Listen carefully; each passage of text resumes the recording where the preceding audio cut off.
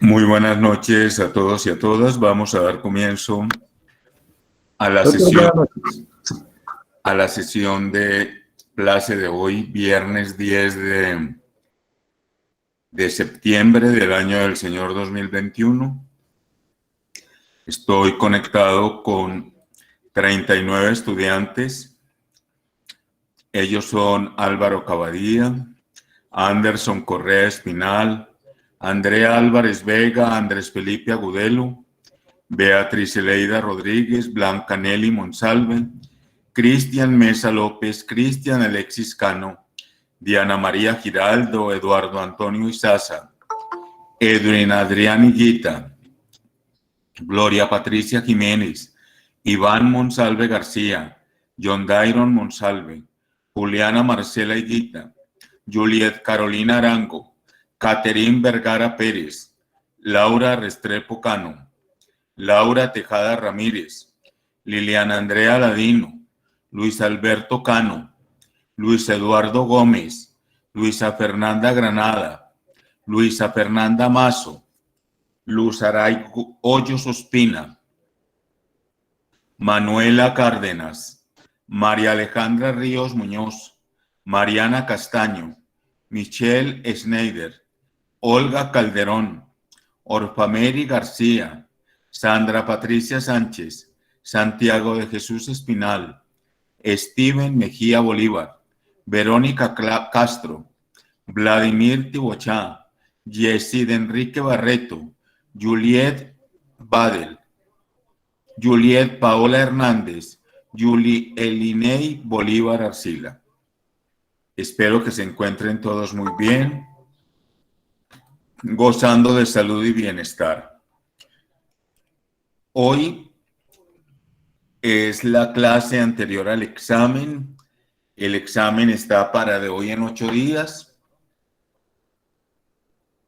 En plataforma, preferentemente de todo lo que hemos visto en clase. Espero que hayan leído sus documentos. Sobre ellos es importante mantener unos cuestionamientos y una lógica de rigor de la investigación. Luisa Fernanda, buenas noches. Profe, buenas noches. Lo que pasa es que veo que me llamaste como Luisa Fernanda Granada y yo tuve un cambio de apellido que inclusive ya pues como que actualicé los datos en la universidad y me han estado llamando con Giraldo, entonces no sé qué es lo que pasa de pronto en la lista. Pero ¿cuál es el tuyo? Luisa Fernanda Giraldo. ¿Usted estaba llamando pues de lista o de cómo aparecemos en el correo? Como aparecen aquí. Pues yo ya no soy Granada Luisa, sino Giraldo Luisa. Ah, bueno. ¿Y tú ya legalmente en la institución hiciste eso? Profe, sí, es que la verdad, esa es la única clase con la que me han llamado con Granada. Pero ¿sabes por qué? Porque No. tú misma no has cambiado el nombre. Pero no lo digo de la lista, lo digo por este medio. Ah, por eso, profesor, por eso le pregunté que si nos estaba llamando de una lista o por los correos. No, por los correos. Ah, bueno, profe, muchas gracias. Bueno, miren, aprovecho también lo siguiente. Hoy hubo reunión con el nuevo director del programa de Derecho y el doctor nos pidió que les pidiéramos a ustedes inicialmente que todo acceso que hicieran a las plataformas se hiciera por el correo institucional. Sin duda que eso es mucho más viable y mucho mejor. Entonces ruégoles pues que podamos entrar y hacer lo pertinente. ¿De acuerdo? Bueno. Gracias, doctor. Oigan, para dentro de 8 días tenemos el examen a esta misma hora, entonces no nos vamos a conectar, sino que tendrán el examen expuesto en plataforma. Permítanme un momento, yo miro aquí el ABA a ver cómo está expuesto ya este asunto. de los exámenes, porque aunque el de ustedes es para el próximo viernes, me preocupa que los accesos no estén disponibles. Un minuto, por favor.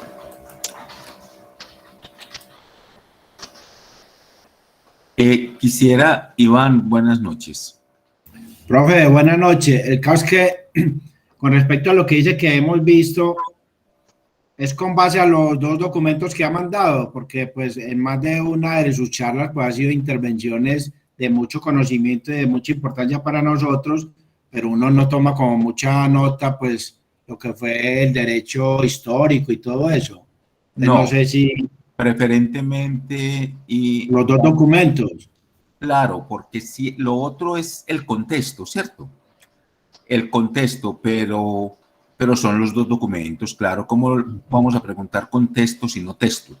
Pero también, ¿cómo no vamos a entender el texto sin el contexto? Entonces, sí, preferentemente son los dos documentos. Algunos me habían dicho que querían otro más. No puedo ponerles otro más por ahora porque sería atropellarlos. ¿Listo? Gracias, profe. Bueno. Profe, básicamente el taller, el parcial lo haríamos sobre los documentos que tenemos en el ABA, de los cuales estamos desarrollando los talleres. Ah, sí, sí. Muy bien, Luis Eduardo. Claro. Claro. Eso es lo preferente.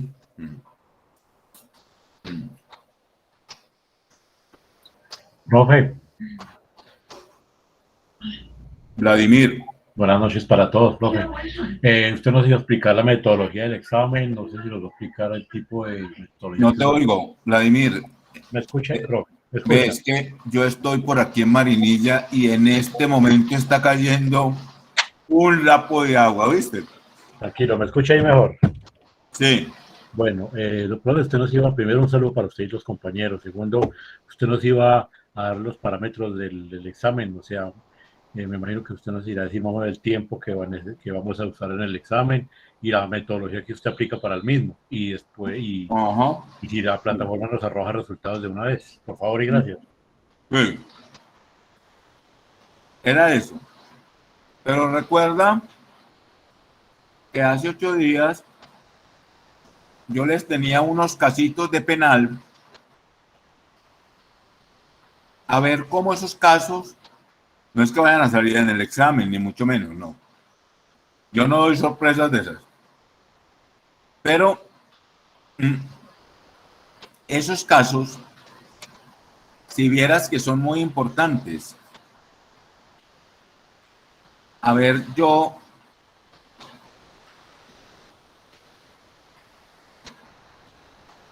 les voy a leer el primero. Todos me escuchan. Sí, señor. Sí, señor. Profe. Sí, profe. Profe, pero acuerde que nos puede mandar al WhatsApp para que lo tengamos y podamos con calma ya Ah, después sí, sí, resolverlo. Lo señor. resolvemos ahora.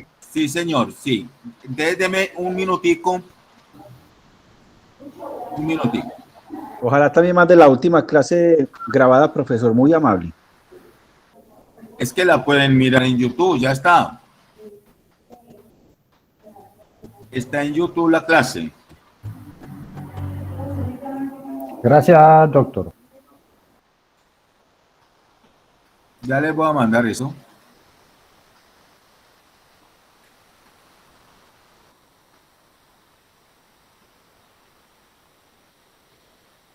De todas maneras los vamos a leer, pero tiene razón, ustedes lo tienen en el WhatsApp. Mira, el taller lo llamamos taller Derecho.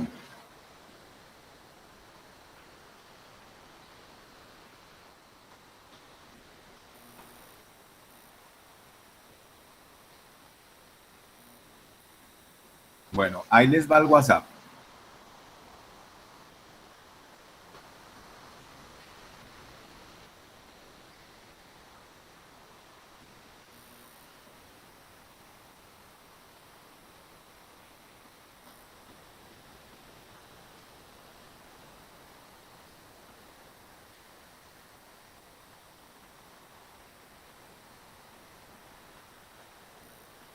Estamos más bien lenticos hoy.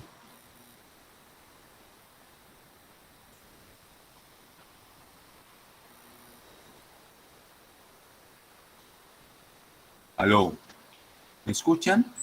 Sí, profe, le estamos escuchando Sí, profe. bien. Sí, señor, muy bien, muy bien. Sí, señor.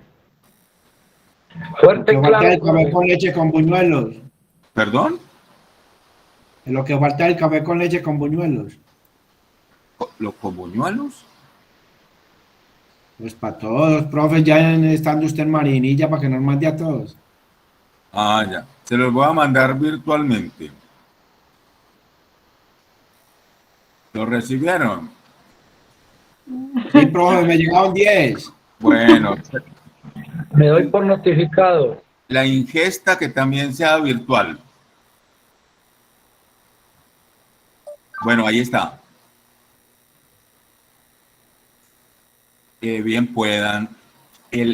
Son casos que valen la pena resarcir en este orden. Fíjense que la tradición nos lleva como a enarbolar resultados, ¿no? ¿Lo recibieron? Sí, señor. Sí, profe. Ábranlo, tenga la bondad. Sí, señor.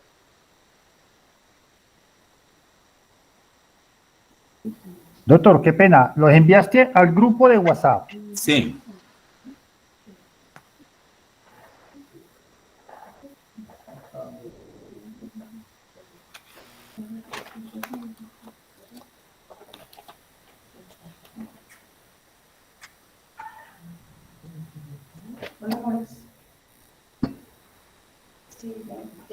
Gracias, Iván. Sí, ahí está, profe, ahí está, profe. La señora Milena llegó hace 20, ahí está. Léelo, por favor, despaciecito el primer caso.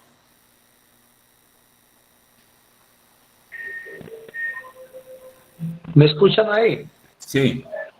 La señora Milena llegó el 20 de septiembre de 2019 a las 8 a.m. al Hospital San Agustín con dolores de parto. El médico Hugo le dijo que aún no estaba lista para ser atendida. Siendo las 12, la paciente ya había pasado las 4 contracciones o centímetros de dilatación. Sin embargo, tampoco fue atendida. Siendo las 6 p.m., el doctor Hugo inicia procedimiento de parto, donde Milena da a luz el bebé, quien tenía muerte cerebral, provocada por ahogamiento y edema cerebral. Se pudo corroborar que la muerte cerebral se produjo intrauterinamente. Se pudo corroborar que la muerte cerebral se produjo intrauterinamente. 2. ¿Continúo con el segundo? No, deja ahí, por favor, y cómo me comprenden esa situación los compañeros. ¿Es comprensible ese caso?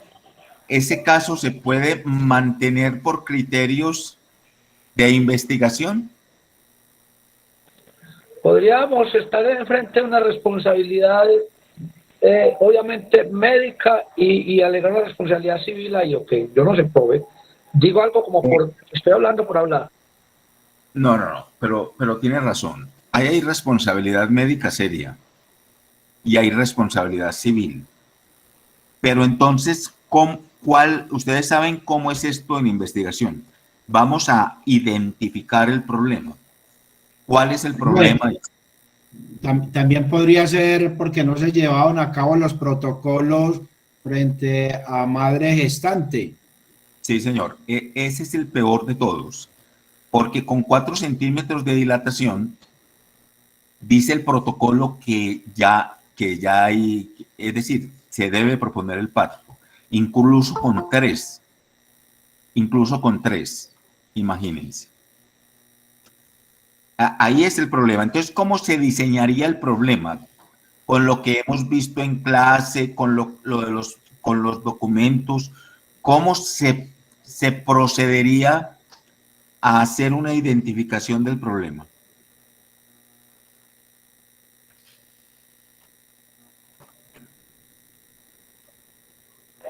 Profe, perdón, si algo como Profe, hola, buenas noches. bien pueda. Profe, hola, buenas ¿Cómo noches. dice? ¿Qué pasó? Buenas noches. Buenas noches. ¿Me ¿Quién escucha? eres? Sí, te Álvaro escucho. Cavadía. ¿Qué hubo, Álvaro? ¿Cómo va? Bien, ¿y usted, profe? Bien, gracias. Según desde el conocimiento vago que tengo en el área de la salud, primero habría que indagar cuánto tiempo duró el trabajo de parto antes de llegar la paciente a la institución de salud, ¿cierto? Sí. ¿Y por qué criterios el médico no administró medicamentos para acelerar la dilatación intrauterina de la paciente? Entonces ellos casi siempre usan unos criterios en base al conocimiento que ellos tienen eh, para poder aplicar el pitocin, que es el dilatante de las maternas. Entonces primero habría que investigar cuánto tiempo duró el trabajo de parto y si la paciente como tal estaba en el programa de PIP de promoción y prevención de la gestante materna, ¿cierto? Es que ahí le hacen unos estudios periódicos y el ginecólogo o el médico general, en caso tal de que sea alguno de los dos, se puede dar cuenta cuando le hacen las ecografías en qué estado viene el feto. Entonces hay que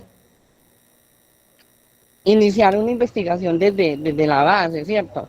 Si estuvo en el programa de promoción y prevención, a qué hora llegó al hospital, porque el médico no le indujo los medicamentos de dilatación y Álvaro, hasta qué punto, Profe, señor. todo eso que dices, eso es cierto, pero fíjate que ya con 3 centímetros de dilatación, al menos la debían de haber pasado, ¿cierto? A ver qué reacciones habría y todo eso que dices, haberla sugerido. Pero lo que el caso muestra es que esa señora se quedó en una sala de espera desde todo ese tiempo. Entonces, el caso es lacónico. Ustedes saben que los casos son lacónicos, los casos no muestran más. Pero lo que muestra el caso es que con esos centímetros de dilatación ya habría que proceder. ¿Listo? Y él no procedió. Profe, pero ¿por qué se quedó en sala de espera si cuando el paciente llega y está en sala de espera es porque el vigilante o la persona de admisiones no le da el acceso y porque si estaba en sala de espera, ¿cómo sabían que estaba en 3 centímetros de dilatación intravaginal? Bueno, eso sí, hasta ahí yo no sé. El caso es que entre lo uno y lo otro hay una información que a lo mejor ya la traía o que a lo mejor sí le habrían hecho alguna observación, pero eso es lo que yo creo, la volvieron a llevar a sala de espera con esa dilatación de esa forma, porque una dilatación no se observa pues así en el rostro, ¿no? Exactamente. Entonces, por lo que creo que de pronto hubo una primera medida y después la volvieron a mandar a sala. Eso es lo que creo y ahí es donde se agrava el problema, ¿cierto? Entonces lo que yo... Profe, ¿y eso dónde pasó? Aquí en profe, Medellín. profe, No, en San Agustín Huila. profe. Perdón, Diana María, perdón Luis Eduardo, un minuto. Diana María. Buenas noches, profe y compañeros. Profe, yo desde mi punto de vista estaría identificar el problema de cuál es la tasa de mortalidad de los bebés durante el parto y cuál es esa dificultad para tener acceso a la prestación del servicio en la salud. Ustedes saben que eso es muy delicado. Eso en las grandes ciudades, a mí lo que me da a entender es que San Agustín no es un pueblo pues grande, ¿cierto? Eso estaría sucediendo por ahí en cualquier centro de salud y de pronto no habría pues toda la experticia para el asunto. Eso también habría que tenerlo. No sé si conocen San Agustín. San Agustín es un pueblo que es turístico, pero no tiene un hospital pues de buen nivel, ¿cierto? Entonces también hay que mirar la cuestión. El parto, según lo que dice el caso, pues inicialmente no estaba complejo, se complejizó, pero no estaba complejo. Iván. Lo que yo veo y le comenté ahora, ahí falló, fue los protocolos, porque si le hicieron dilatación y saben que estaba en 4, pues desconozco a nivel médico, pero si usted mismo está diciendo que ya a los 3 debe entrar a cirugía, ¿por qué no la entraron? Entonces, primero los protocolos y segunda, sea una responsabilidad médica civil culposa, porque está afectando un feto que pues como no lo dice ahí, pero uno pretende saber que venía bien. Ojo, Iván, ojo con esta cuestión. En investigación no resuelves en el problema la situación. En investigación lo primero que se hace es identificar el problema. Entonces el problema no lo resuelves, sino que lo dejas. Y lo dejas con las implicaciones en carácter. ¿Cuáles son las implicaciones en carácter? Son implicaciones serias. Las que ustedes han dicho, pero se deja en carácter implícito, pero no es... ¿Cómo te digo? La situación queda implícita, pero lo que queda explícita es la situación en presente. ¿Sí? Esa situación en presente que no puede resolverse. En eso siempre, en investigación, siempre, siempre, siempre, no se resuelve. Se propone, se sugiere, se enfatiza. Por eso el verbo está en infinitivo simple. Identificar. Ese identificar, propóngalo también como señalar. Está señalando. Usted está señalando como una alerta. Recuerden, es investigación de corte cualitativo. Estoy proponiendo una situación problemática. ¿Ya? Ahí como la enunciaron, sin lo otro, ya estaría. ¿Listo? Muy bien. Gloria Patricia. Buenas noches, profe y compañeros. Hola. Yo diría que ahí para identificar el problema, primero me tengo que hacer como una pregunta. Entonces diría si existió o no negligencia para la atención médica de la señora Milena. Espérate un minutico, Gloria. Sí. Sí. Llegaste a un punto culminante de este asunto. Siempre, siempre, siempre en la identificación del problema se adoba con una pregunta. ¿Por qué? Porque es que los problemas no surgen solos y hay problemas que en investigación no son del corte de nosotros. Supongamos en el orden jurídico estamos sobre un problema médico. Entonces nos tendremos que hacer la pregunta.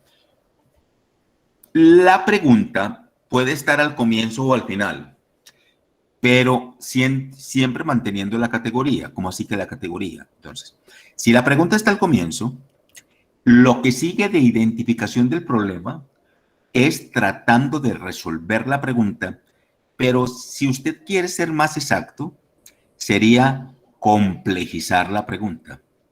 Teniendo en cuenta lo que acabo de decir de cuando Iván participó, que era esa pregunta no pudiera estar de ninguna manera resolviendo algo, ni el problema tendría que estar en último término definiendo algo. Usted lo puede dejar implícito.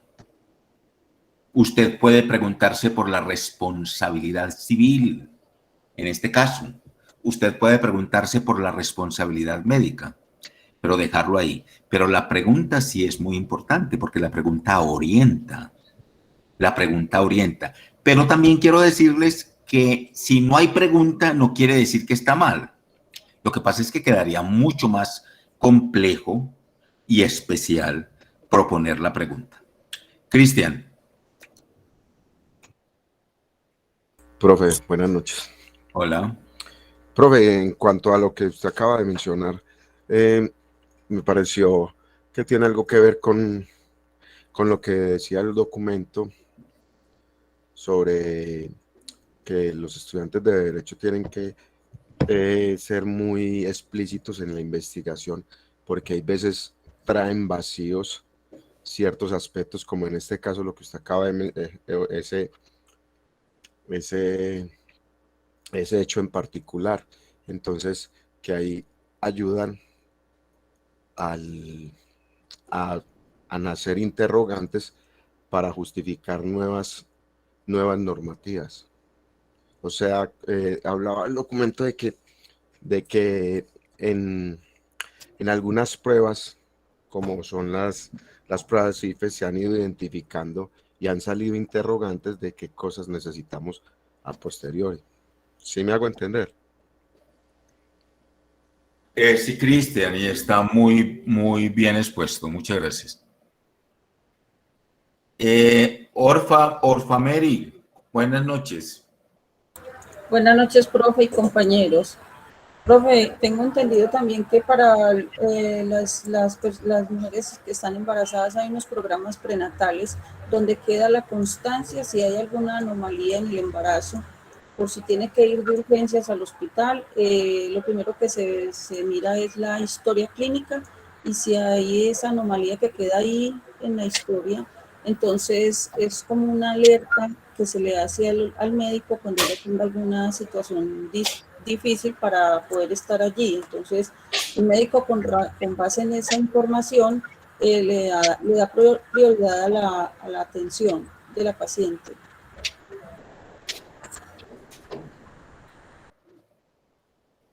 Sí, sin duda que sí, pero también ustedes deben de ser perspicaces en este asunto. En Colombia la salud está jerarquizada. Ahora, cuando les decía hospitales de nivel, ustedes saben que los hospitales, los hospitales se calibran según el nivel. Feo ese término calibrar, pero es así. Ni siquiera es jerarquizar. Entonces, en un hospital así como ese, donde no pueden pagar un psiquiatra, ese hospital no va a tener un buen nivel. Un hospital de esos donde no pueden pagar un radiólogo ni un cardiólogo, ese hospital es de bajo nivel. Hoy la telemedicina ha ayudado mucho a suplir esos protocolos, y entonces buscan tener comentarios, buscan tener opiniones de médicos en la distancia, y por telemedicina incluso mantener disposiciones y procedimientos. Y eso ha ayudado un poco. Pero en este caso faltó consulta, ¿sí? Faltó consulta, faltó cumplimiento de protocolos médicos. Y no creas que eso lo cumplen en toda parte. Jóvenes, estamos todavía en un país donde atienden partos en casa. Usted sabe la altísima mortalidad infantil, ¿dónde está? Alguno de ustedes lo preguntaba ahorita. La altísima mortalidad infantil está en territorios como los de La Guajira, donde no van a un hospital para tener un niño, donde siguen manteniéndolo por parteras. Y no es que yo vaya a decir que eso sea malo. Cuando los partos vienen normales, les va muy bien. Y las abuelas antioqueñas tuvieron los hijos en la casa. Y no solamente tuvieron los hijos en la casa, sino que también en las dietas aquellas quedaban embarazadas de nuevo. Y tuvieron hasta 15 hijos. Y llegaron hasta ser centenarias, nonagenarias y centenarias. O sea que no son situaciones, pero fíjese, la altísima mortalidad está para ese lado. Y también en el Chocó sigue siendo una tasa muy alta. Mire esta señora dónde está, el caso. Hospital de San Agustín Huila, y la señora, con absoluta seguridad, todos esos protocolos que ustedes estaban ahorita mencionando, ahí no se han cumplido. Entonces, fíjense que ahí también en carácter el sentido de culpabilización, porque aquí también está pasando otra cosa que hay que tener en cuenta. Aquí no se va a sancionar ningún hospital, ni se va a sancionar ninguna EPS. Si hay alguna responsabilidad es para el médico. Por eso los médicos, ellos mismos consiguen unos seguros. Que yo conozca aquí, Suramericana tiene un seguro médico bastante bueno, diríamos así. Y sobre todo para médicos que están expuestos a esta clase de procedimientos, pero médicos que también están expuestos a la investigación. Yo conozco la investigación médica en la Universidad de Antioquia. Esos médicos tienen que tener una buena póliza de seguros porque ellos no trabajan solos. Cualquier error, nadie está libre de un error. Cualquier error que se provoque tiene una situacionalidad especial. Ustedes también saben, ya ustedes vieron penal, saben que Colombia tiene también en sus particularidades, tiene una posibilidad de mantener la responsabilidad médica intencional. Ojo pues, o sea, no se produjo, pero hubo la intención. Qué difícil mostrar la intención. Usted en otros delitos sí demuestra la intención. En un intento de robo, en un intento de homicidio. Aquí se califican y se castigan los intentos. ¿Ya? Estamos. Se califican y se castigan los intentos. Intento de homicidio. Les decimos intento de homicidio gravoso. Intento. Los intentos se castigan. Otros sistemas jurídicos no castigan los intentos. Y entonces aquí castigamos los intentos, aquí castigamos las tentativas. Y cuando decimos que calificamos las tentativas, la calificación de la tentativa, la calificación de la tentativa siempre es de aspectos morales, queridos estudiantes. Fíjense en estos órdenes, miren, para la configuración de un problema, y ya podemos hablar de las características de ese problema, que sería el segundo paso. Muchas de esas situaciones ustedes las han nombrado como características del problema. Yesid, buenas noches. Doctor, buenas noches y compañeros todos.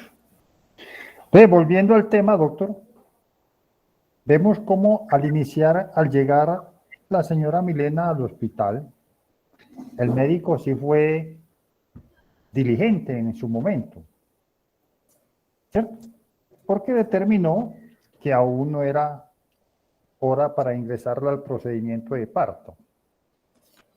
Pero que seguidamente, si el documento dice, el documento que usted nos aporta, dice que a las 12 ya había dilatado 4 centímetros. No soy médico ni tengo conocimiento, pero en palabras suyas, en 3 centímetros ya es procedente el procedimiento de parto. Ahí sí cabe, doctor, la negligencia o la falla en la prestación del servicio del doctor Hugo, a mi modo de entender, ¿cierto? Y en derecho, dice, si determinó que estaba en 4, fue porque hizo un procedimiento, la examinó, le hizo un nuevo triaje y determinó que su dilatación ya iba en 4, pero que omitió pasarla a trabajo de parto. Pero doctor, tampoco podemos ser como tan generalizantes y inquisitivos, y como usted lo dijo, es un hospital de qué nivel, donde generalmente hay un solo médico para toda la población. ¿Cuántos pacientes más estaban en ese momento en urgencia? ¿Qué otras prioridades o qué otros triajes le arrojaron a él que eran primordiales atender antes que a la paciente? Porque como usted también lo dijo, doctor, mi abuela y mi mamá parieron tantos hijos y todos los parieron en la casa. No hubo necesidad de ir a un hospital. y ninguno se murió y ninguno se complejizó. Todos fueron partos normales atendidos por una comadrona, ¿sí? Hasta por una vecina. Entonces también, doctor, para llegar yo aquí a qué conclusión, que hay que contextualizar el caso en sí, que se debe investigar, sí, que a simple vista muestra una negligencia, una falta de atención, ¿cierto?, del médico, sí, pero que, doctor, como el derecho penal es premial y usted bien lo sabe y los compañeros también, no podemos llegar de una a decir que si hubo una falla, pues, dolosa o culposa, pues, que todo ha de ser motivo de investigación. Entonces dice, la pregunta con la que yo culminaría sería, ¿por qué no inició el doctor Hugo la labor de parto? Claro, pero mira, la compañera ahorita cuando dijo que una pregunta, claro, en el diseño del problema tienen que ir preguntas y no solamente una. Porque no sé si le han puesto cuidado a esto que venimos trabajando hoy. Hoy estamos trabajando cómo se identifica un caso en investigación, con todo lo que ustedes han leído, con todo lo que aquí se está hablando. Entonces, fíjense que se comienza por identificar un problema. Ya vamos en el segundo paso y no se agota, con características de ese problema. ¿Cómo se enuncia una característica de esas? Así de lacónicas. Eso no tiene conectores de érase una vez, en aquel tiempo, en este momento, un sin embargo, ahora, aunque todo, nada de eso.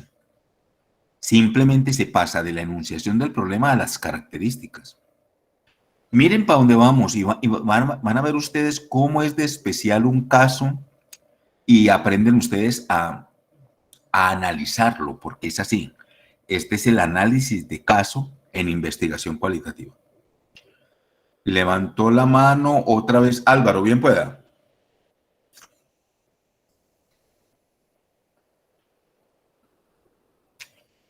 Bueno. Iván. Profe, si vamos en orden, Diana. Diana, Cristian y sigo yo para que sigamos un orden. Bueno. Diana.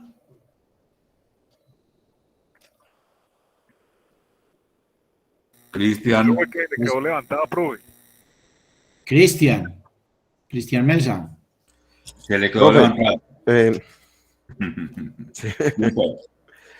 Profe, a ver, lo que decía usted es muy cierto y a mí me causa cierta controversia que en este país medimos, o sea, se mide en la parte penal las conductas punibles de una manera diferente a otras. Por ejemplo, mire lo que usted acaba de decir, que de pronto la responsabilidad médica,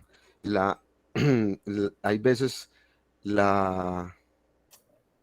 se mide como más al lado del dolo y de pronto una persona manejando un vehículo en estado de embriaguez lo bajan a culposo. Entonces, mire que, o sea, qué controversia, donde el otro sí, el médico, no creo que ningún médico se levante algún día con el pensamiento de dejar morir una persona y no vaya a cumplir de la mejor manera su trabajo y su profesión. Pero mire que el otro sí, de una manera u otra, sí, cuando ingiere bebidas alcohólicas, sí es más doloso que lo que hace el médico. Entonces, ahí es donde partimos. Ojo, Cristian. Sí, Cristian, tocaste una herida dura. Sí, profe, es que es bastante tormentoso y es carreterita destapada lo que acabo de hablar. Pero tocaste una herida dura porque eso tiene otro ingrediente. Oye, el otro ingrediente. Sí. Todos hemos ido donde el médico, ¿cierto? Sí, profe. Todos hemos tenido cita. ¿Alguno de nosotros se ha preguntado, ese médico, en qué hora de su atención está? ¿Está cansado? está en el momento preciso de su actuación. Yo me he movido mucho con el bioderecho en el escenario médico en la Universidad de Antioquia. Y allí tuve la fortuna de conocer a una ginecobstetra, fundadora del departamento de ginecobstetricia de cuando era Hospital San Vicente Universitario, pues de Paul, ahora es fundación. Y la Universidad de Antioquia todavía tiene, pero en aquel tiempo tenía más plazas dentro del hospital. Entonces, era pues muy especial. Ella fue ginecobstetra y escribió ya hace algún tiempo un texto que los llama El error en la práctica médica, una presencia ineludible. Ella era Gladys Adriana Vélez Álvarez, murió este año. Eminentísima médica ginecobstetra, pero tocaba unas llagas muy duras en el error en la práctica médica. Porque el error en la práctica médica también tiene que ver con la conciencia sanadora del médico. Porque el médico está atendiendo, pero puede estar cansado. Y ustedes saben, queridos estudiantes, que en estos medios nuestros, para mantener un rol se trabaja más. Y entonces ellos trabajan no las 8 horas, sino las 10, las 12 y hasta las 14. ¿Qué le parece a un ginecobstetra manteniendo en las 12 horas de trabajo un parto? ¿Cuánto le vale a un EPS un parto? ¿Cuántos funcionarios, por hablarlo así, están en el parto? No es solamente el médico, mínimamente un auxiliar, mínimamente un instrumentador quirúrgico. Entonces, fíjense que también por el otro lado está el asunto, ¿ya? Y el médico no es renuente a trabajar más, repito, ellos trabajan más porque les toca mantener un rol que la misma sociedad les impuso, porque el médico no puede vivir en tal extracto, porque no puede montar en bus, porque ¿sí me entienden? No es que no pueda, sino que hay unas implicaciones sociales que se lo exigen y no puede estar vestido de cualquier manera. Mira, 3 condiciones que hacen que el médico tenga que trabajar más. En un país que le paga al médico, creo que unos salarios entre 3 millones o 4 millones y medio a médicos generales.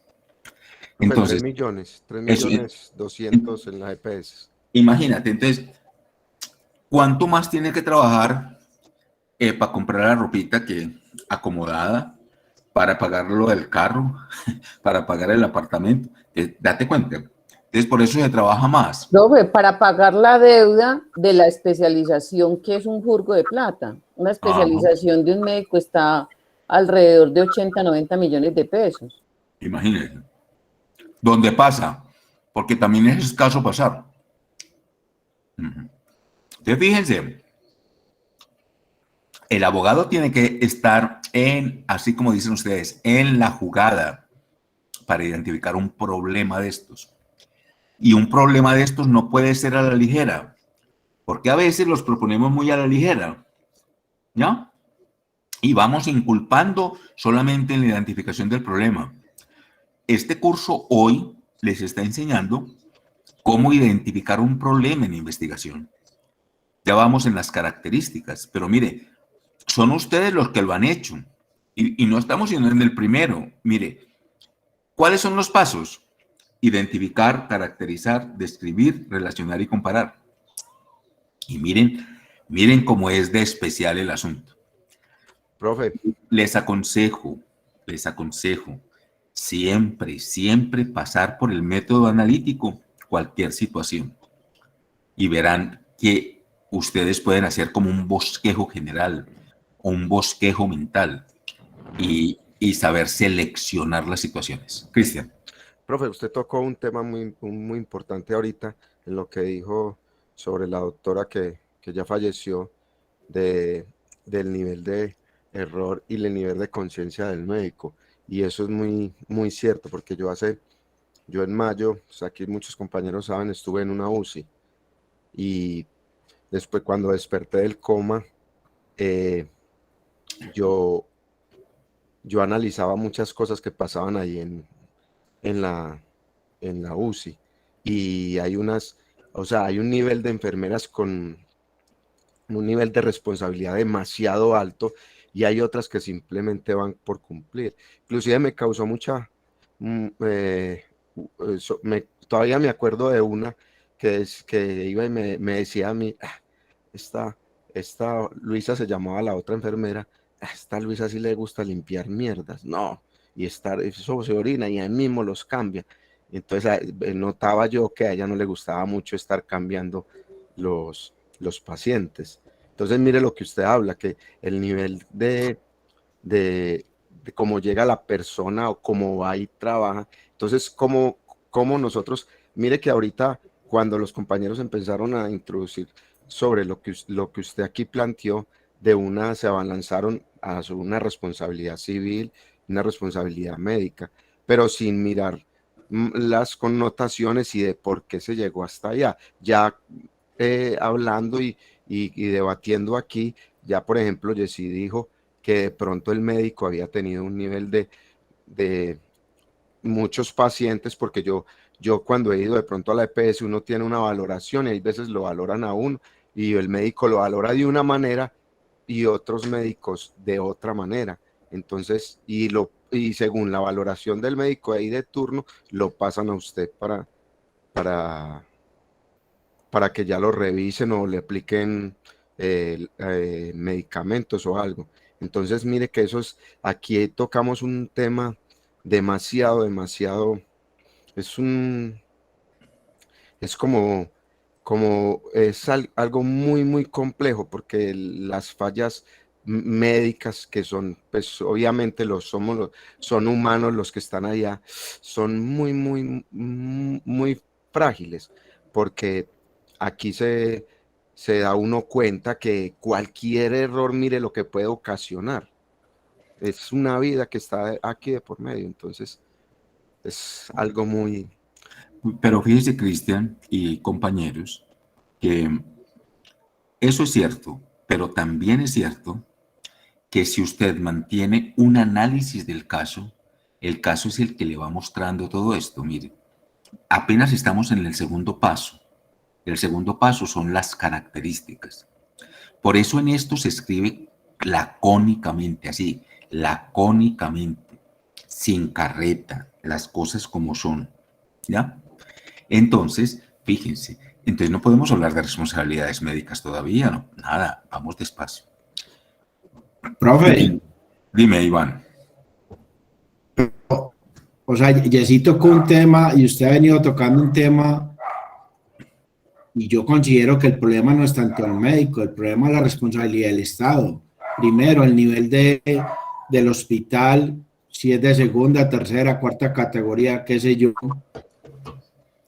Y según la política del Estado de salud.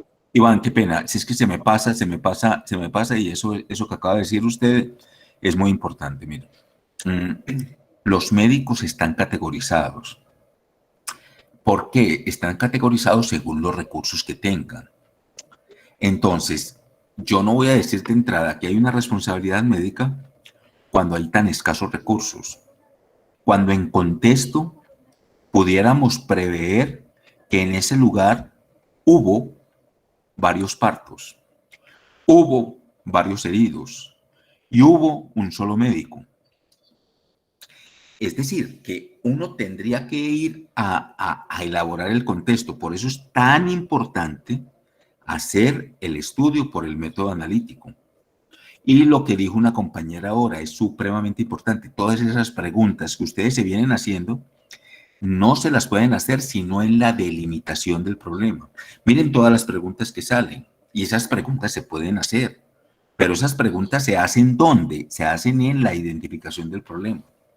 Por eso esto se trabaja por párrafos. Un primer párrafo para identificar el problema. Un segundo párrafo para caracterizar y describir. ¿Ya? Pero fíjense todo lo que va saliendo. Espero que cuando puedan ustedes volver a escuchar esta clase, Fíjense cómo comenzó el asunto. Y mire dónde vamos. Ya van a ser las 8. Llevamos 1 hora en esto y no hemos pasado de 2 pasos. Vamos en el segundo paso. Y fíjense todo lo que se ha sugerido. Porque el problema es muy importante las preguntas que usted haga en el primer párrafo de identificación del problema. Esto se llama analítica de casos. A quien quiera proponer un poco más, esto está en un texto de Robert Stake, así, Robert Stake, con K. Y él propone el estudio de caso. Claro que él no alcanza a proponerlo en derecho, pero yo he podido trabajar un poco esto en derecho y siempre los resultados son óptimos, óptimos, muy óptimos. Porque incluso para un negocio, si usted pasa su negocio y lo tiene, lo pasa por el método analítico y no le da, no lo coja. No lo coja porque es una cosa problemática. Entonces, fíjense, ¿qué es lo primero? Identificar el problema. Con preguntas, sí, preguntas problematizadoras. Mire todas las preguntas que ustedes se han hecho y que no están enunciadas en el caso. Y ustedes se hacen esas preguntas para delimitar el caso. Pero ustedes no van a entrar a resolver el caso de entrada. Y nosotros tenemos una incidencia dura, muy dura, y no es buena. Que de entrada señalamos, no, aquí hay tal cosa, no, aquí hay tal otra. Momentico, pasémoslo por el método analítico, a ver qué hay. Pasémoslo por ahí. Porque todavía no hemos llegado a lo duro del método analítico. Apenas vamos en el segundo. Estamos en el segundo paso, que es las características y la descripción de esas características. ¿Qué es una característica? Aquellas que hacen parte del problema y que fundamentalmente amplían el problema. Pero estamos creando un contexto porque no conocemos más del caso, ¿ya? Y esas enunciaciones son muy valiosas, demasiado valiosas. Entonces, fíjense la incidencia. Fíjense, interrumpí a Iván, pero miren la incidencia. Ahí, si ustedes se ponen más claros con eso, ahí hay métodos del derecho, métodos. Solo el hacer preguntas ya es un método, el método de la casuística, de la cuestión casuística, que es un método antiquísimo.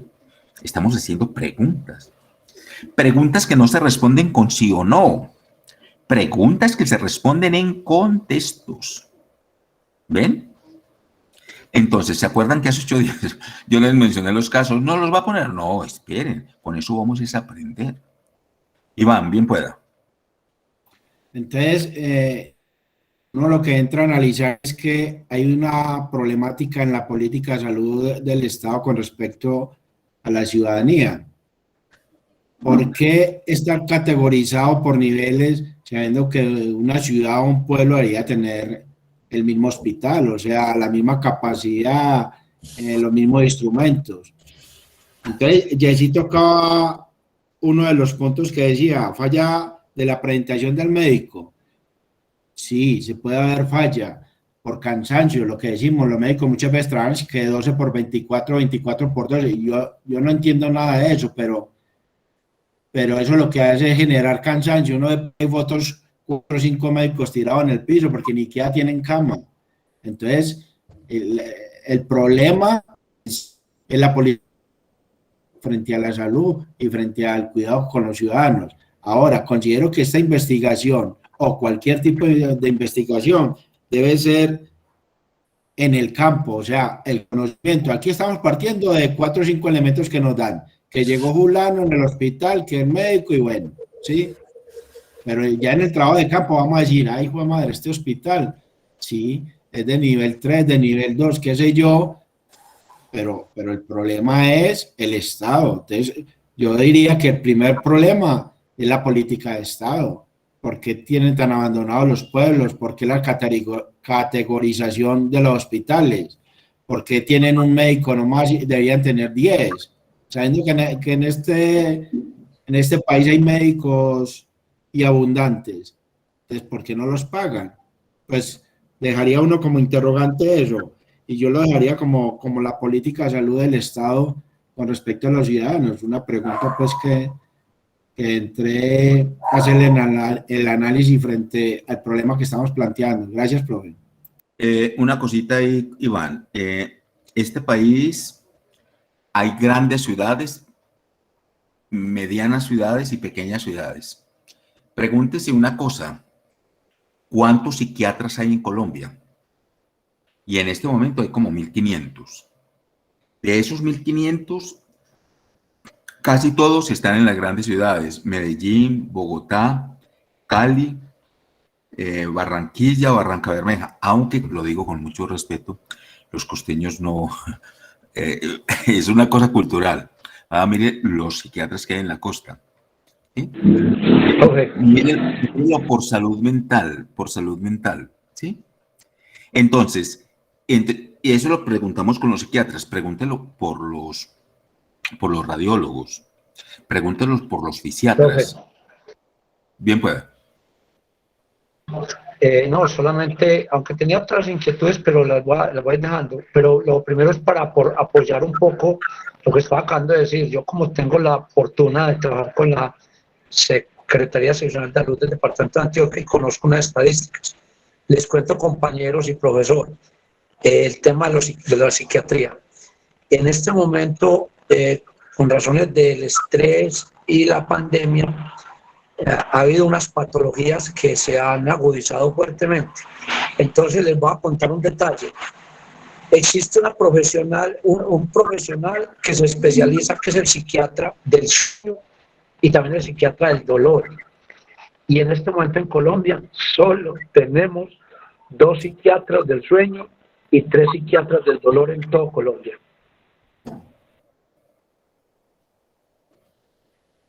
Y vaya que un médico se presente a hacer la especialización de psiquiatría y nunca hay cupos. Mire, usted que menciona lo de las especializaciones, la Universidad de Antioquia, por su carácter público, pero no todas lo tienen, allá las especializaciones médicas son gratuitas. Se presentan cada año. El examen cada vez es más complejo porque tienen que hacer un fuerte filtro. Por favor, ¿cuánta gente se presenta? Eso se presenta gente de todo el país. ¿Cuánta gente se presenta? Y aprovecho también para agitar el problema. ¿Cuántos pasan? Que las especialidades para cuatro médicos y se presentan miles, ¿sí? Cuando estoy hablando de miles, es miles. Yo nunca he visto una reunión tan grande de médicos como cuando están haciendo ese examen de admisión allá. Necesitan aulas en el hospital, aulas en el Parque de la Vida, aulas en la facultad, aulas en otras áreas de la salud, porque no dan abasto. Y se presentan de todas las edades, no va a creer que son solamente médicos jóvenes. Y no van a creer... y pasan los de las 2, 3 familias dominantes que es una mafia ya, interna. Entonces, no, ya ya hasta ahí yo no puedo llegar. Hasta ahí yo... pero nosotros, uno sí sabe, profe. Pero yo no sé. Y como yo no sé, no doy crédito de eso. Pero lo cierto es que esos posgrados son cosas serias.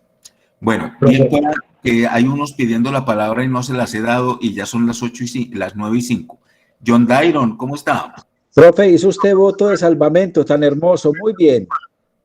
¿Cómo? No entendí.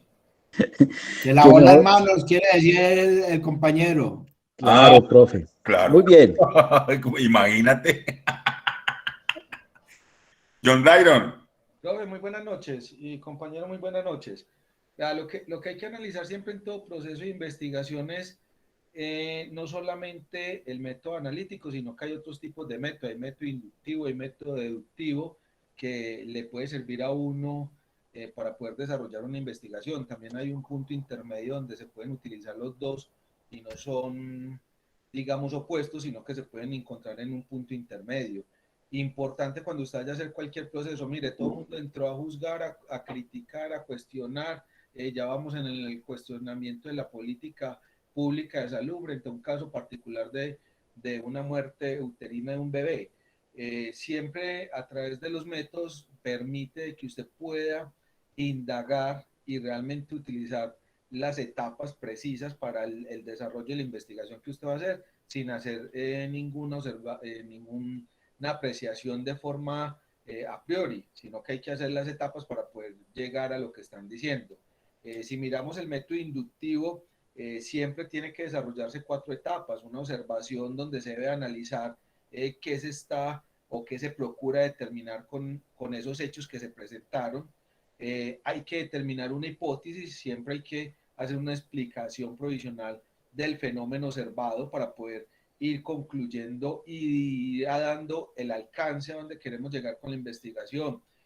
Procesos de experimentación, si en un momento dado tenemos que enviar a hacer análisis médicos, o hacer análisis del bebé, o hacer análisis de la materna, hacer análisis de pronto de los implementos que se utilizaron, hacer análisis de los medicamentos que se suministraron.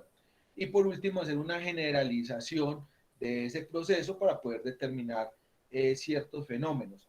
Recuerden que el inductivo siempre arranca de lo particular y en un momento dado llegar a lo general. Esto a través de estos métodos, o hablándolo desde el derecho, nos puede determinar que después de hacer el análisis del caso de esta señora, ir indagando hacia otros que se hayan presentado de igual forma. Ahí es donde puede salir como resultado final de la investigación un proyecto de ley o un concepto de ley donde se determinen todos estos protocolos o parámetros. No es que simplemente los protocolos se den y entonces en una dilatación de 3 a toda materna hay que entrar a cirugía de forma inmediata. No, hay que tener identificado qué pasa cuando una materna llega a 4, cuando una materna puede llegar a 6, porque puede ser que a lo último se determine que la materna pueda llegar hasta 8 sin pasar nada.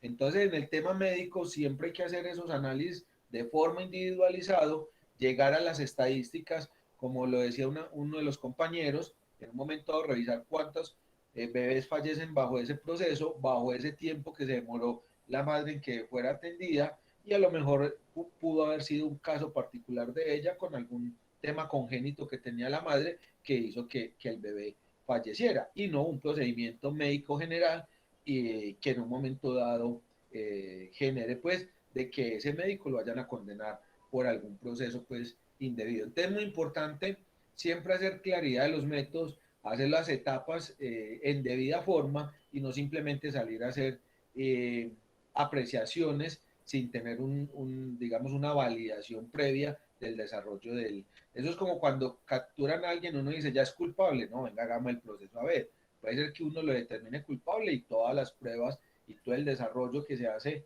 en el proceso demuestre que era inocente. Entonces, muy bueno eso de que siempre desde los procesos de investigación se arranquen con las etapas adecuadamente antes de dar digamos, un concepto de forma rápida. Muchas gracias, Iván, pero quiero aclararle a usted y a todos los compañeros y compañeras que el método analítico trae consigo el método empírico, trae consigo inducción y deducción y trae consigo la dialéctica. La dialéctica es muy importante en el orden de la relación. Por eso les digo, sigo insistiéndoles, que el método analítico ayuda mucho porque es la completud de otros métodos en uno solo. A mí particularmente me ha servido mucho. Bien pueda Yesid, Enrique. Bueno. Y doctor, nuevamente, pero son cositas de apreciación que van surgiendo en la medida que vamos polemizando este caso o debatiendo este caso mejor. Y es en relación a lo que decía Iván. ¿Hasta qué punto el Estado permite? Porque acuérdense que la ley 100 nos trajo la privatización de la salud, ¿cierto? Y entonces, a partir de ahí, cada EPS le impone al médico cumplir N o X número de citas en determinado tiempo. Entonces, mire que uno va a una cita médica, se demora 5 minutos y el médico de una le dice, te atrasaste 5 minutos, reprograma tu cita, porque si no se me trastorna el cumplimiento del horario que traigo con los pacientes, entonces ya el paso a otro y a usted lo tienen que reprogramar para otra cuestión. O sea que la cuestión ahí, doctor, a mi modo de ver, no es una cuestión del deber del Estado de cumplir, de proteger la salud de los colombianos, de los ciudadanos, sino que es en virtud de que un particular adquiera unos ingresos. Es mi apreciación y lo que deduzco al ir a una cita médica. El médico lo atiende a usted corriendo, no le dedica tiempo, lo examina de cualquier forma, pero es que también él está sometido a las condiciones que le pone su empleador, sea lo primero. Tocaste una cosa importante también porque en casos, porque estamos aprendiendo, ¿no? En caso de que hiciéramos eso, entonces vamos a demandar al Estado por el asunto, se devuelve el asunto por eso que usted dice. Desde el año 1994, el sistema cambió. Antes de 1994 era procedente, después de 1994 no. Para los más mayores de ustedes saben que el año 94 fue un año muy delicado en esas cuestiones y en otras, ¿verdad? Pero eso es cierto. Más todavía, yo conocí en Medellín una situación seria con una EPS que contrataba, vamos a tocar una cosa supremamente, yo esperaba no haberla tocado, y son ya las 9:15 van a ser. Yo no esperaba haberla tocado, pero el caso nos va llevando allá. Queridos estudiantes, los médicos en Colombia están jerarquizados. Voy a tocar una cosa durísima. Están jerarquizados. Al médico se le obliga en su sello, el médico debe tener un sello. Ningún profesional en Colombia tiene sello. ¿Cómo así que sello? Sello donde esté su firma, sello donde esté su matrícula y sello, digo matrícula, su licencia, que tiene número. Y debe de proponer dónde se formó. Eso se le exige al médico en Colombia.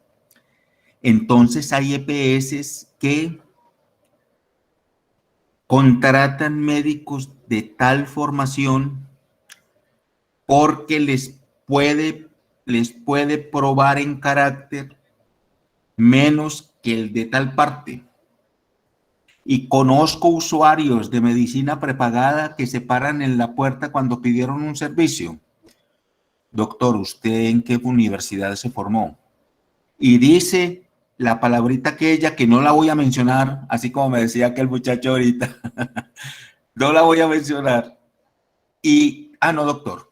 No. Muchas gracias. Yo vuelvo a llamar allá para que me manden un médico de tal parte. Eso sucede. Entonces, fíjense, el caso nos llevó hasta esa situación. Y entonces con lo que dice Yesid, sí, hay unas posibilidades de la privatización desde el año 94, pero fue privatización en todos los sentidos. Miren dónde llegamos. Diana María. Dejó la mano levantada. Enrique Barreto. Qué pena. Doctor, yo te dije, qué pena, eran dos cositas, ¿cierto? Y con relación a lo que tanto veníamos debatiendo y lo que decía el compañero Luis Eduardo, es la especialización médica, ¿cierto? ¿Cómo el médico tiene que sufrir en cualquier área de la salud para tener una especialización? Te conozco por causa propia una compañerita que salió graduada de la Universidad de Antioquia con honores y bombos y platillos, odontóloga. Hizo una especialización, pero para hacer esa especialización tuvo que irse a Argentina. Si no estoy mal, la hizo en la Universidad de La Plata, en Argentina. Y de esa especialización hay dos en Latinoamérica. y una es la colombiana, que salió de la Universidad de Antioquia. Entonces, una especialización en patología oral o algo así. Entonces, qué difícil es doctor, encontrar usted médicos especialistas para tener en todos los hospitales y con relación al derecho a la igualdad, artículo 13 superior, todos los hospitales o todos los centros de salud a cargo del Estado deberían ser del mismo nivel, porque es que no, aunque haya estrato por categorías sociales estratificadas, en la salud, doctor, no debería haber estrato. ¿Cierto? Es decir, como los recursos son públicos, los recursos dependen de los municipios. Municipios que no tengan muchos ingresos y son muy grandes, pero no han tenido un aparato y estructura para lo de los impuestos, entonces son municipios que no tienen recursos solventes. Fíjense en Antioquia cuántos municipios son de buena categoría. Pues si de buena categoría, su hospital también está en la misma. Y por lo regular, el hospital es consecuente con ese asunto. Entonces, fíjense todo lo que nos ha llevado este casito y apenas vamos para la tercera parte y ya viene adelante la noche. Gracias, Yesid. Ve, este muchacho desconocido. Aparece ahí como desconocido. ¿Él quién es? Compañero, ¿quién es el desconocido? Bueno, él no ha asumido que él es. Bueno, qué pena, Cristian, bien puedas. Profe, también es claro decir que no le podemos echar toda la culpa al Estado, porque aquí también tocamos muchos temas.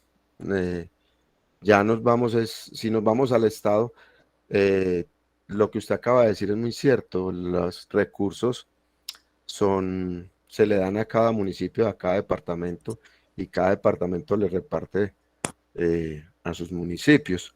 Pero en este caso también usted sabe que en la parte de la salud se maneja una corrupción altísima. Entonces, aquí no solamente es echarle la culpa al Estado, porque usted sabe que los gerentes de cada hospital, ellos no están allá solamente por el sueldo. Entonces, tenemos que mirar muchas más cosas. Para decirle a Yesid, es verdad que la ley 100 privatizó la salud, pero también le llevó salud a muchas personas. Entonces, porque cuando eso, o los que somos de esos tiempos, no era obligatorio las EPS, era simplemente si el empleador lo quería tener a uno o no. Entonces, la ley trajo unas molestias para algunos, pero trajo unos beneficios para otros.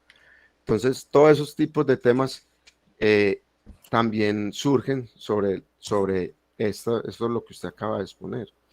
Bueno, gracias, Cristian. Eso es cierto. Mire, en este momentico, traten de hacer memoria de todo lo que hemos hablado y llegamos a esta primera reconvicción del método analítico. La identificación del problema con preguntas, la caracterización y descripción de las características. La tercera, la relación. Todas estas cosas que ya están hablando son relacionales. Los puntos de relación son puntos justapuestos, son puntos neurálgicos. No son comparaciones ni de semejanzas y diferencias, no. Son puntos neurálgicos donde se encuentran las características, donde chocan, donde se establecen dialécticas.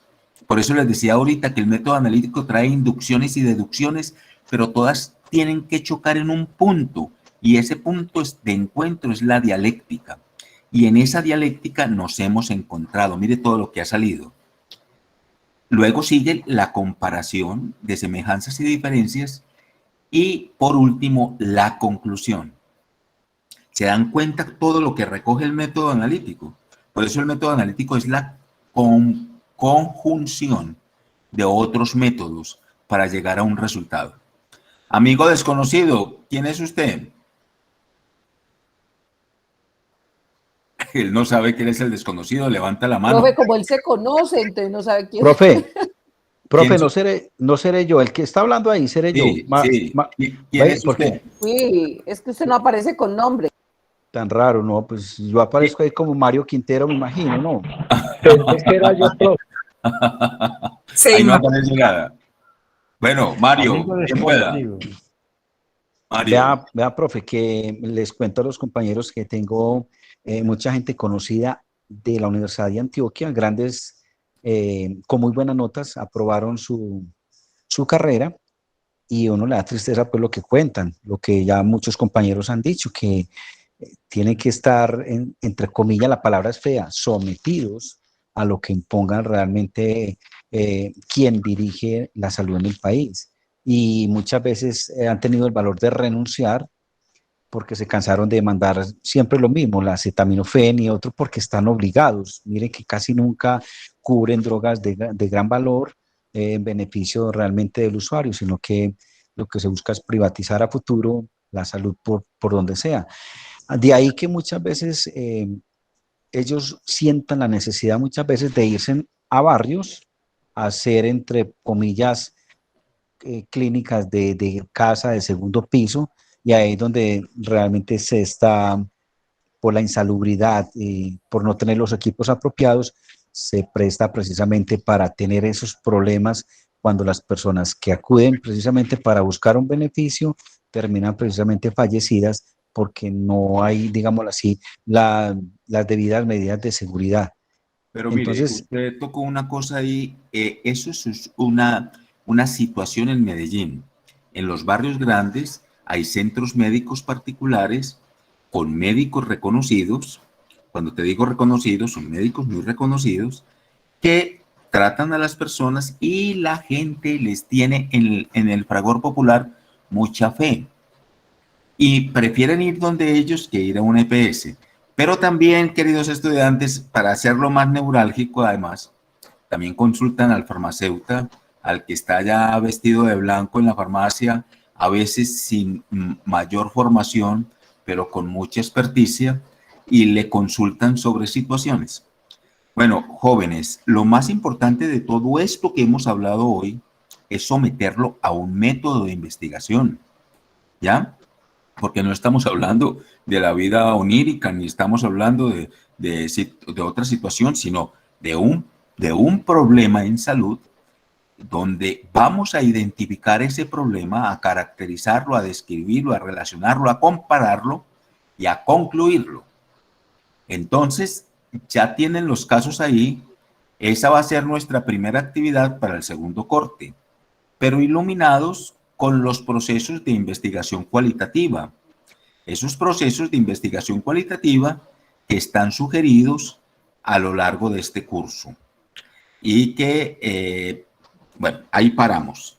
Pero me gustó mucho el ejercicio, me gustó mucho la participación de ustedes y me gustó mucho cómo fuimos abonando todos en la consecución de eso, sin señalar en primera instancia el vínculo, pero lográndolo mantener mediante un proceso.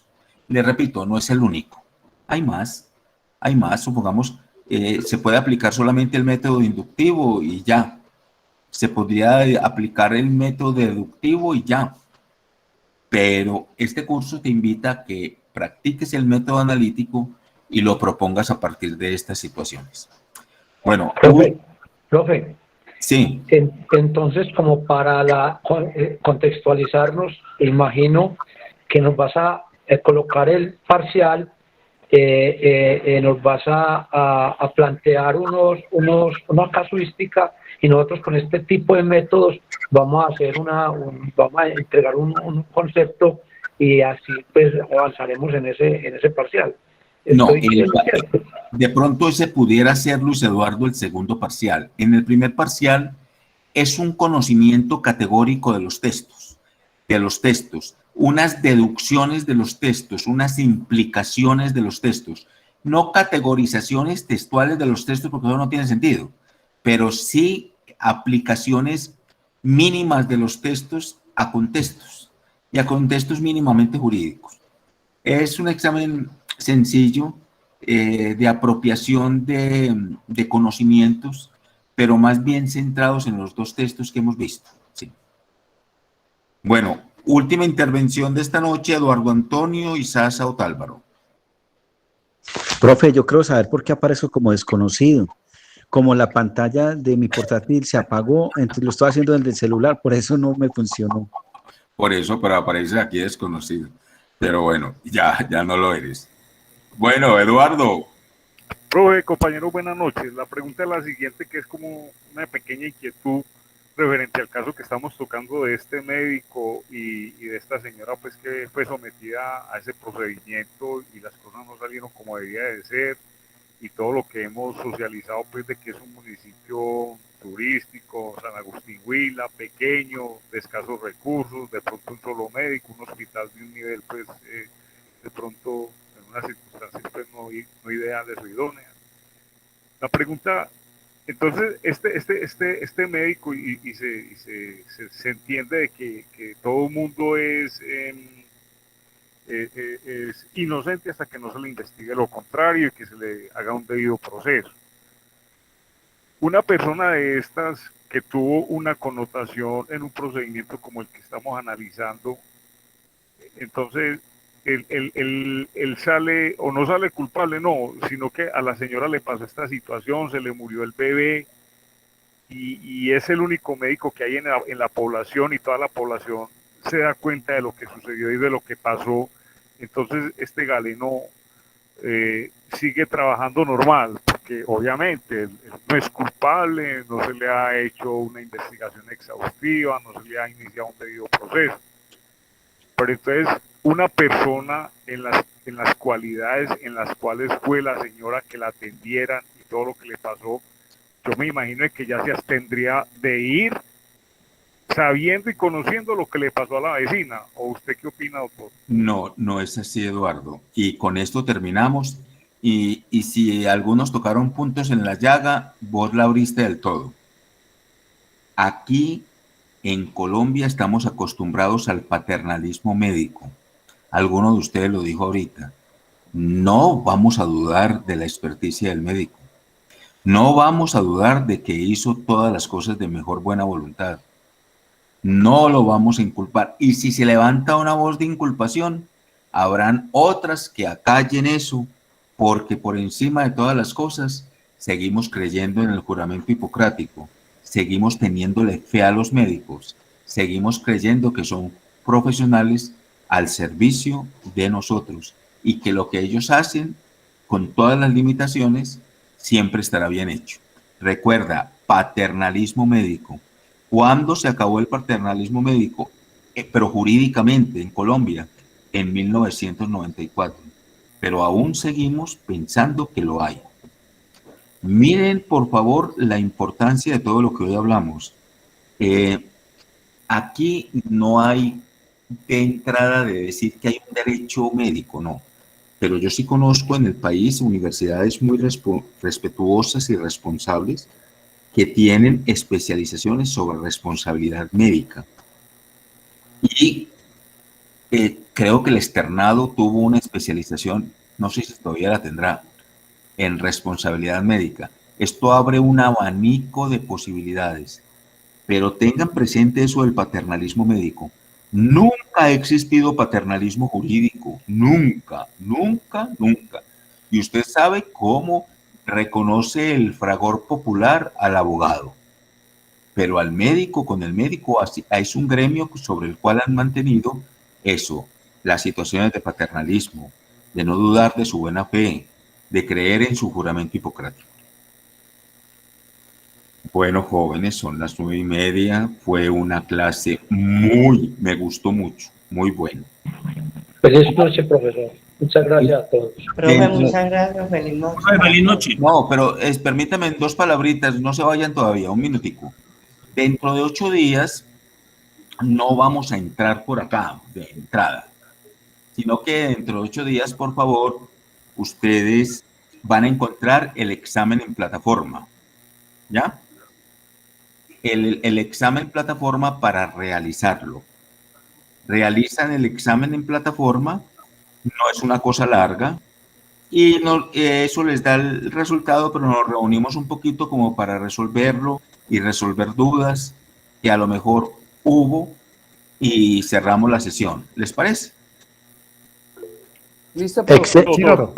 Excelente, profesor. Excelente. Juliet. Profe, con respecto al trabajo que era para hoy a la madrugada, los que ya lo subimos, la fecha que queda vencida, ¿normal o tenemos que volverlo a subir? No. Los que ya lo subieron, ahí está.